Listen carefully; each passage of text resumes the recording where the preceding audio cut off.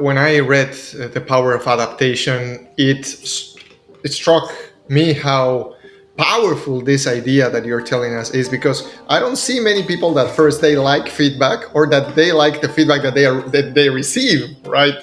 And they try to actually get pleased by, oh, you did it so good. But once we receive real feedback, that is when probably, do you think, change happens, or how does that work?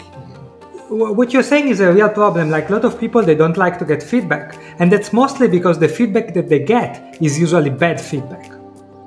Because part of the problem is also that people do not know how to give feedback to others. I make a very simple example. Let's say that you make a presentation at work, and then your boss tells you, oh, it was a terrible presentation. That's bad feedback. For two reasons. The first reason is that it's too much of a feedback. Like, probably you're gonna either ignore it or you're gonna break down.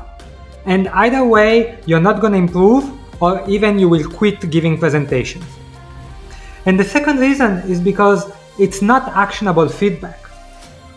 So if someone tells you your presentation sucks, of course their implicit thing is they're saying you should do better presentation, but then you have no idea on how to improve.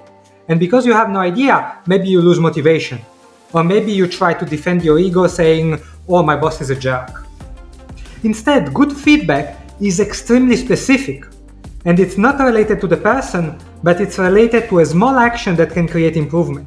So if you are the boss, what you want to do is to pick one specific actionable thing. For example, you can say, oh, Luca, your presentation, there was too much text in the presentation. And that's good feedback.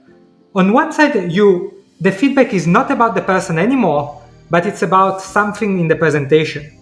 So you reduce the chances that the person will take it defensively, and you increase the chances that it will do something about it. And then also, the other person immediately knows what to do if she wants to improve. Just has to remove some of the text. And that's better feedback, and it's more likely to be received. And what you see in organization is that if you have bosses who are able to give good feedback, you create almost an environment in which people are looking for feedback. They know that the feedback they will receive will be good feedback that makes them improve.